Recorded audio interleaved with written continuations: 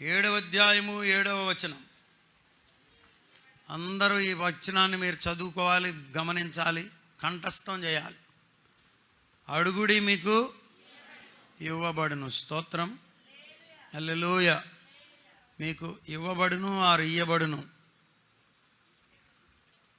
ఏం చేయాలంట? అడుగుడి మీకు ఇవ్వబడునన్న పదం గ్రీకులో అయితే ఇచ్చేటంత వరకు అడుగుతూనే ఉండండి అని అర్థం వచ్చే విధంగా ఉందంట. ఎట్లా? ప్రభువు ఇచ్చేటంత వరకు మనం అడుగుతూనే, కీప్ ఆన్ ఆస్కింగ్ అని అంట దాని అర్థం. అడుగుడి ఇవ్వబడాలి అంటే ఏం చేయాలి? ఇందులో మనం అందరం సిద్ధహస్తులం. ఏం చేస్తాం? అడుగుతాం. పొద్దుండే కూడా మేము అడిగాం, అయ్యా ప్రేయర్ టవర్ కంప్లీట్ అయ్యేటట్లుగా, బైబిల్ స్కూల్ కంప్లీట్ అయ్యేటట్లుగా, అక్కడ దానికి డబుల్ బిల్డింగ్ ఇవ్వండి, పైన ఇంకొక 2 అంతస్తులు ఇవ్వండి అని అక్కడ ప్రార్థన చేస్తాను. నేను బైబిల్ స్కూల్ అక్కడ రన్ చేయాలిగా. మరి అడుగుతాం. ఎన్నో విషయాలు ఏం చేస్తున్నాం చెప్పండి? అడుగుతున్నాం.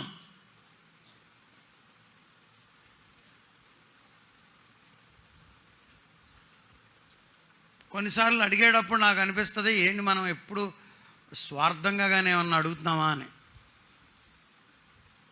ప్రొద్దుట ఒక పిల్లోడు వచ్చాడు. ఉన్నాడా? సార్ నాకు మమ్మీ గుర్తొస్తుంది అన్నాడు.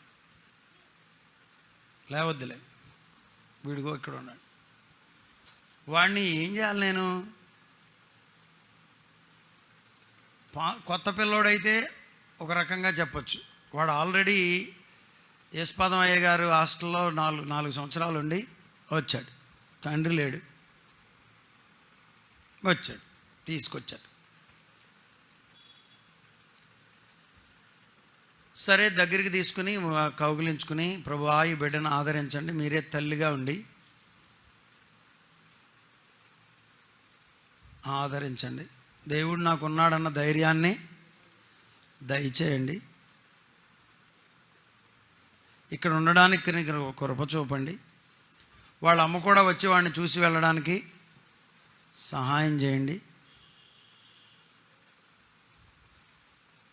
అని ప్రార్థన చేసి, నేను హాస్టల్లో ఉంటే, మా అమ్మ కాకినాడలో ఉండేది సార్, పిఠాపురం హాస్టల్లో ఉండేవాడు. ఎప్పటికప్పుడే వారం వచ్చి నన్ను తీసుకొచ్చుకునేది. ఆవిడ అని ఉంటుంది, నేను తీసుకొచ్చుకుంటాను మా అబ్బాయిని. ఇప్పుడేమో దూరాన్ని ఉంది కదా పిల్లలకి. ఇది స్వార్థమైన ప్రార్థన కాదు కదా, వాడి కొరకే చేశాను కదా అనుకున్నా నేను. I want to teach you something. ఈ వాక్యంలో నుండి మీకు ఒక విషయాన్ని నేను మీకు బోధించాలనుకుంటున్నా. మీరు ప్రభువుని అడగడం నేర్చుకోవాలి, సిగ్గుపడకుండా అడగడం నేర్చుకోవాలి. వినేవాళ్ళకి ఏంటి అమ్మాయి ఎప్పుడు ప్రభువుని ఏదో ఒకటి అడుగుతూనే ఉంటుంది అనేటంతగా మీరు ప్రభువుని అడగాలి. అడగమని బైబిలే చెప్తుంది. చూసారా? అడగడం. కొంతమందికి అడగడానికి కూడా సిగ్గు కదా. మనుషుల్ని అడగడానికి సిగ్గు, దేవుణ్ణి అడగడానికి సిగ్గు. ఇమాన్యుయల్ బైబిల్ ఇన్స్టిట్యూట్లో చదివినందుచేత డాక్టర్ థామస్ గారు, డాక్టర్ శామ్యుల్ థామస్ గారి యొక్క నాయకత్వంలో మేము అడిగే విషయంలో సిగ్గుపడకుండా ఉండడం నేర్చుకున్నాం. సిగ్గుపడనక్కరలేని పనివారిగా ఉండాలి, అడగాలి. ప్రభువుని అడిగే విషయంలో కూడా మనమేమి సిగ్గుపడనక్కరా లేదు. రకరకాల టీచింగ్లు లోకంలో ఉన్నాయి.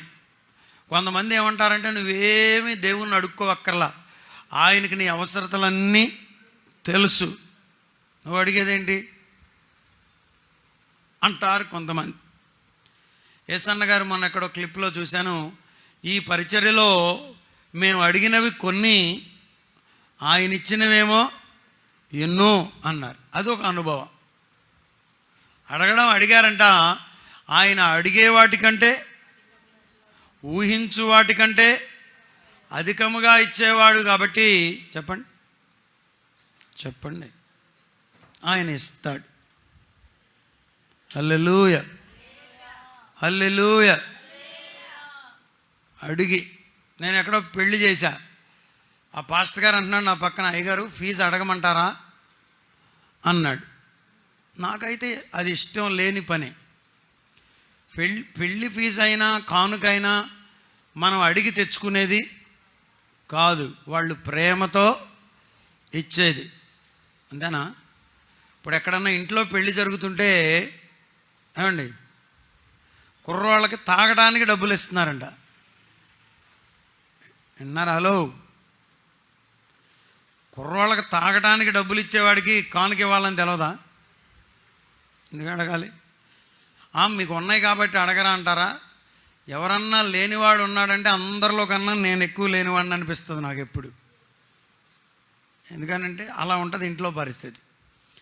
ఏ రోజుకు ఆ రోజే దేవుడు మన ప్రతి అవసరత తీరుస్తూ వస్తున్నాడు.